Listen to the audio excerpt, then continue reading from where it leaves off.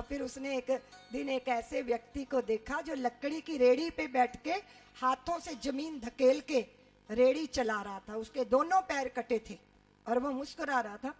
ये लौट के गया, इसने अपने दर्पण पे लिखा कि मैं अपने जूते नहीं होने का दुख उस दिन भूल गया जिस दिन मैंने बिना पैरों के आदमी को मुस्कुराते हुए देखा। हमारे पास तो जूते नहीं, कईयों के पास तो पैर भी नहीं है। तो जीवन की उपलब्धियों पर जब दृष्टि रहती है तब हम आनंद में रहते हैं और आनंद बांटते हैं। और इसलिए जो भी आपके पास है उसे बांटो। अतिरिक्त द्रव्य है उसे दे दो, अतिरिक्त पदार्थ है उसे दे दो, अधिक अन्न है उसे दे दो जरूरतमंद को, अधिक वस्त्र है वो जरूरतमंद को दे दो, प्यार है नेह है वो भी बांटो। अभी हमारे वात्सल्य में एक यशोदा है, वो मुझे बोली दीदी माँ कई बार लोग आते हैं ना, आप सबको बताती हैं वात्सल्य आओ, तो वो आके हमसे पूछते हैं ये बच्चे पालने के कितने पैसे लेती हो। तो बहुत अजीब लगता है वो जब ये कहते हैं। तो मैंने कहा उनको कल्पना नहीं है कि एक तरुणी बहन विवाह ना करके उनका लालन पालन कर रही है जिनको पेट से जन्म नहीं दिया है, और वो इस बात को भूल चुकी है। उसके बच्चे की शक्ल उसकी शक्ल जैसी हो गई है। अब उससे जाके अगर कोई ये प्रश्न करेगा तो अजीब तो लगेगा ही। तो मैंने कहा बेटा ऐसा है कि समाज में कई लोग ऐसे हैं कि उनके घर में अगर 2-4 दिन के लिए रिश्तेदार का बच्चा आ जाए तो वो उसको नहीं सहन कर पाते। तो वो कैसे कल्पना करेंगे कि तुम 5-7 बच्चों की यशोदा बनी बैठी हो। वो तो सोचेंगे कि पैसा वैसा मिलता होगा। जो मिलता है वो अनिर्वचनीय है। एक नन्हे बालक को आप बड़ा करो, उससे जो आपको मिलता है वो तो अंतर तृप्ति है। इसको तो वही समझ सकता है जो उस विषय में प्रवेश करता है। सहज रूप में सबको लगता है जैसे आम संस्थाएं चलती हैं ऐसे वो संस्था होगी, लेकिन वो परिवार है, उसमें वैसी संवेदनाएं हैं। वहां बदले में क्या मिलेगा ये विचार ही नहीं है, बस देना ही देना है। तो हम इतने संकुचित क्यों होते हैं। या फिर अगर कोई बहन है वो कहे कि दीदी माँ मैंने विवाह नहीं करना, मेरी कोई मजबूरी नहीं है, पर मैं 10 बच्चे तैयार करके राष्ट्र देवता के चरणों में अर्पित करूंगी। सीधी बहनें, बहुत बार बहनें घरों में कुंठित जीवन जी रही हैं, कुंठित जीवन। घर में उनकी जरूरत नहीं है। आस्था के माध्यम से 180 देश मुझे सुन रहे हैं, भारत मुझे सुन रहा है, और मैं अभी आवाहन करना चाहती हूँ उन बहनों का जिनकी कोई विवशता है, वो तो है ही, लेकिन अगर कोई विवशता नहीं पर जिंदगी में कोई लक्ष्य भी नहीं है और आप बिना उद्देश्य के अपने आप को घर की 4 दीवारी में कुंठित कर रहे हो, बाहर निकल के आओ। वात्सल्य ग्राम आपको पुकार रहा है, वहां के नन्हे बालक आपको पुकार रहे हैं।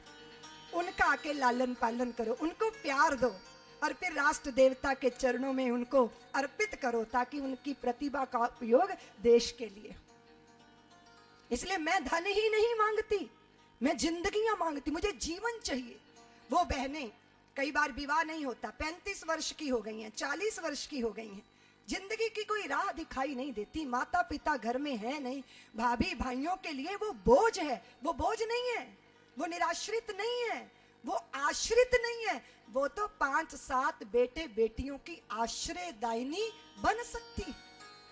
वात्सल्य ग्राम में एक 5 कमरों का घर, जहां 5 बेटियां 2 बेटे, एक साथ नहीं, पहले एक बालक वो बड़ा होगा, फिर दूसरा, वो बेटी बड़ी होगी, फिर तीसरा।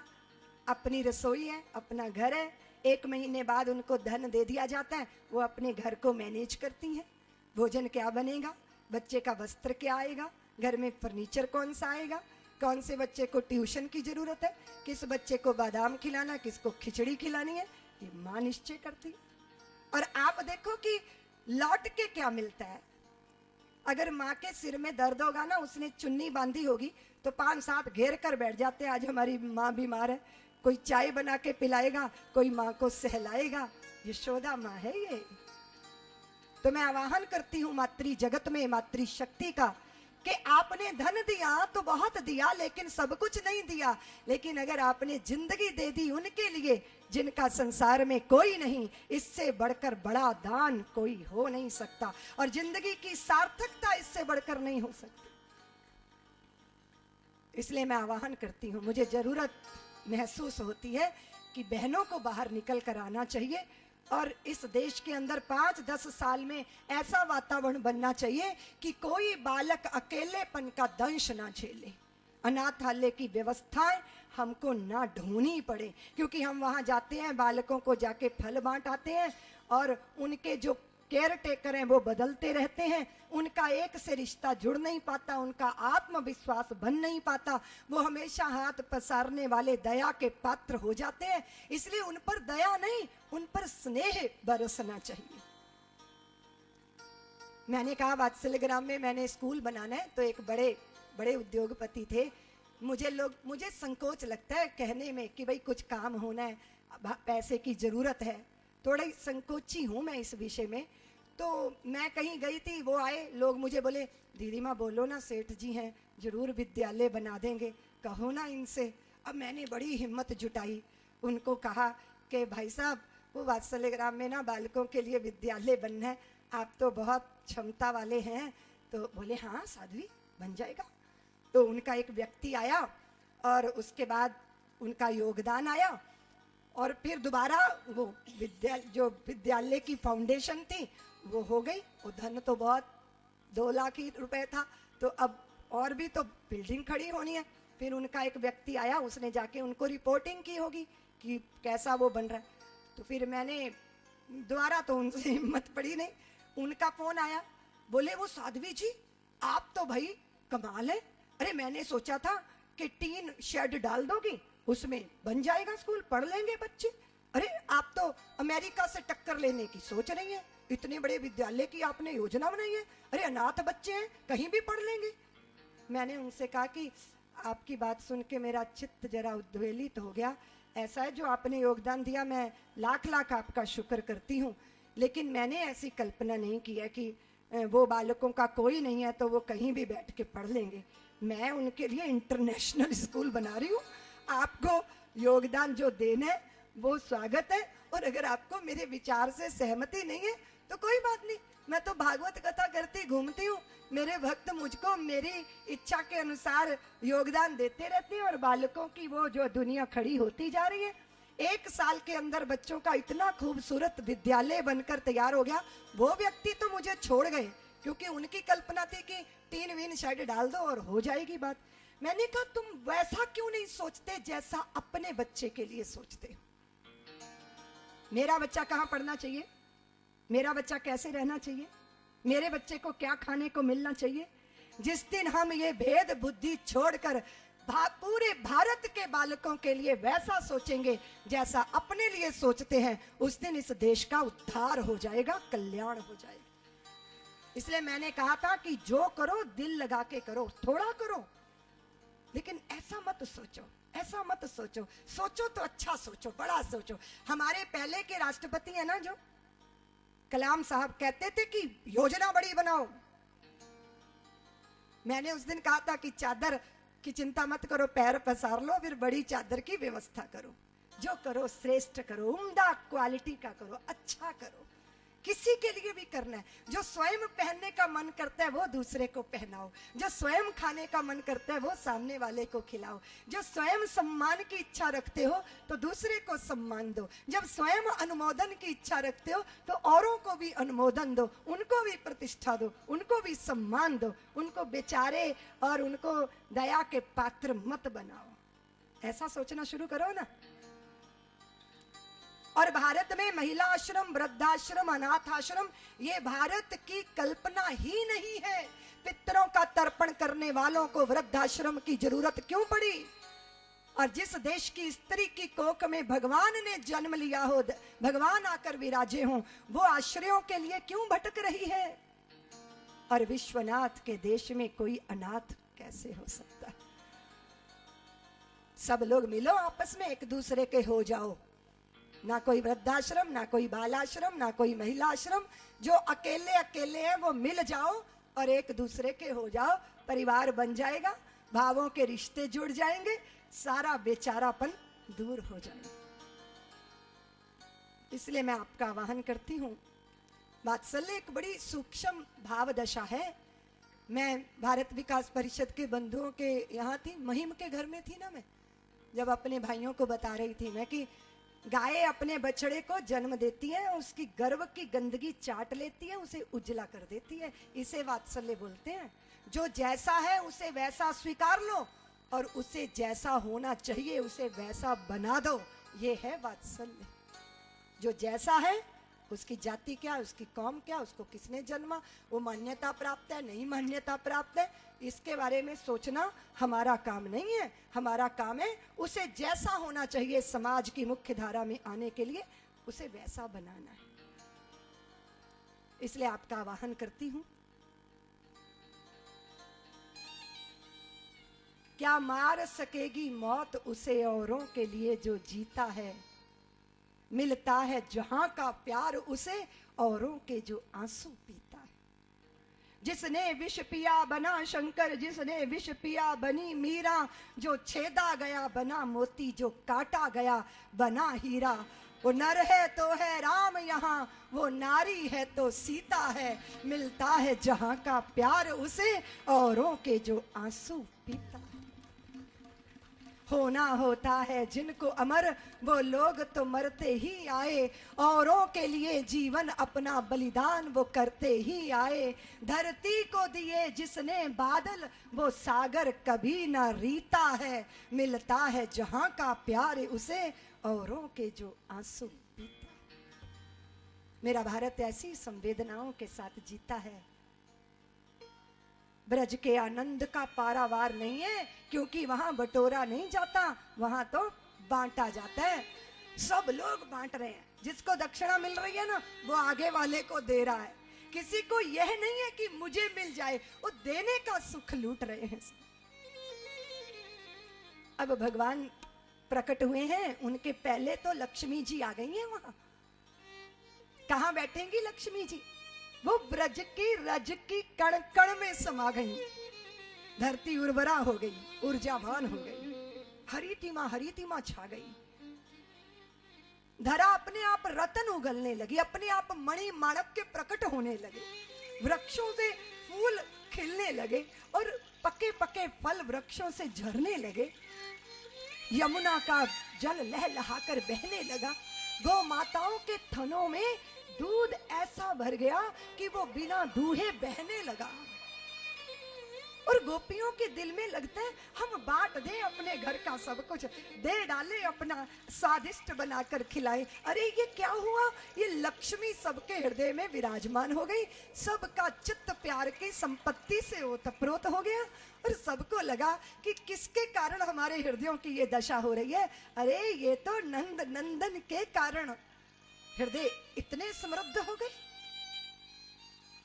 आप कहते हो ना कि दीदी माँ अमीर बना दो, अमीर, दिल से अमीर। आया कोई झोपड़ी में तो वो बोला कि बहुत बारिश है, आ जाऊं मैं अंदर? बोले हाँ आ जाओ। और झोपड़ी इतनी जितनी व्यासपीठ में मैं बैठी हूं। बोले आप तो लेटे थे पति पत्नी। बोले कोई बात नहीं, बैठ जाएंगे। बैठ गए। इतने में कोई आदमी आया दूसरा, उसके साथ कुत्ते भी थे। बोले कुत्ते भीग गए, मैं भी भीग रहा हूं। तो बोले आ जाओ, आप भी आ जाओ। बोले आप तो बैठे हो, जगह तो है नहीं। बोले कोई बात नहीं, खड़े हो जाएंगे। अब ये आदमी गरीब है कि अमीर, बताओ जरा। अब तुम्हारे घर में कोई आ जाए, तुम्हें चिंता लग जाए, अरे ये क्या बोलते हैं उसको, क्रिस्टल के क्या होते हैं, सुंदर सुंदर शो पीस, बालक गिरा देगा, टूट जाएगा, ये बिगड़ जाएगा, वो बिगड़ जाएगा। तुम अमीर हो। इससे ज्यादा दरिद्रता और क्या होगी कि इतना भय लगा पड़ा है कि ये टूट जाएगा, वो फूट जाएगा। बुरा मत मानना देवी हो, क्षमा करना मुझे। भगवान का दर्शन करने के लिए शंकर आए हैं। सदाशिव जोशी है नाम मेरा, जोशी मठ से आया हूं भगवान का दर्शन करने के लिए। कौन आए हैं? शिव आए हैं। वो सत्य साक्षी आए हैं सत्य का दर्शन करने। योगेश्वर का दर्शन करने योगीश्वर आए हैं और आके सीमांत पर बैठ गए हैं। एक देवी ने कहा कि महात्मा आपको पता चला कि नंद राय के पुत्र हुए, इसलिए कुछ दान दक्षिणा लेने आए? नहीं, देवी दर्शन करने आया। यशोमती मैया को देवियों ने जाके बताया, रे मैया तोरे द्वारे, यशोदा तोरे द्वारे, बाला जोगी आयो, बाला जोगी आयो। हे मैया तोरे द्वारे, यशोदा तोरे द्वारे, बाला जोगी आयो, बाला जोगी आयो। हे मैया तोरे द्वारे, यशोदा तोरे द्वारे, बाला जोगी आयो, बाला जोगी आयो। अंग बभूति गले रुंड माला, विभूति गले रुंडमाला, शेष नाग लपटायो भोले, शेषनाग लपटायो, बांको तिलक भाल पे चंद्रमा, बाको तिलक भाल पे चंद्रमा, घरे घरे अलग जगायो भोले। घर घर अलग जगायो। री मैया तोरे द्वारे, यशोदा तोरे द्वारे, बाला जोगी आयो, बाला जोगी आयो, री मैया तोरे द्वारे, यशोदा तोरे द्वारे, बाला जोगी आयो, बाला जोगी आयो। री मैया तोरे द्वारे, यशोदा तोरे द्वारे, बाला जोगी आयो, बाला जोगी आयो। लेकर भिक्षा चली नंद रानी, लेकर भिक्षा चली नंद रानी, कंचन थाल सजायो मैया, कंचन थाल सजायो। लो भिक्षा जोगी जाओ आसन पर, लो भिक्षा योगी जाओ आसन पर, मेरो बालक है डरायो बोले। मेरो बालक है डरायो। री मैया तोरे द्वारे, यशोदा तोरे द्वारे, बाला जोगी आयो, बाला जोगी आयो, रे मैया तोरे द्वारे, यशोदा तोरे द्वारे, बाला जोगी आयो, बाला जोगी आयो। रे मैया तोरे द्वारे, यशोदा तोरे द्वारे, बाला जोगी आयो, बाला जोगी आयो। शंकर भगवान ने कहा, मैया ये क्या लाई हो? अरे हम तो अपरिग्रही हैं मैया, हम संग्रह नहीं करते, भंडारण नहीं करते, स्टोर वगैरह की व्यवस्था नहीं है मैया हमारे पास। पर फिर हम तो अनिकेतन हैं, शमशान घाट में डेरा डालते हैं, किसी भी वृक्ष के नीचे बैठ जाते हैं। तो क्या चाहिए बाबा? लकड़ी की पादुका बनवा दूं? मैया बोला ना, पादुका तो हमने पहनी है, तो बागंबर बनवा देती हूँ। नहीं मैया, बागंबर भी नहीं चाहिए, तो थोड़े दिन हमारे गांव में टिक जाओ, झोंपड़ी छवा देती हूँ। नहीं मैया, बहता पानी रमता योगी ही अच्छा होता है। तो फिर क्या चाहिए तुम्हें? बाबा बोले, मैया वो जो नंद नंदन है ना, वो तेरे लाल है ना जो, उनकी एक झलक दिखवा दो। अरे क्या कह रहे हो? अपनी शक्ल देखिए, बभूत रमा रखी है और ये काले काले नाग फुंफकार रहे हैं। ऐसा रूप बनाया कि देख के डर लग जाए और मेरा नन्हा सा बालक भयभीत हो जाएगा। क्या चाहिए तुमको?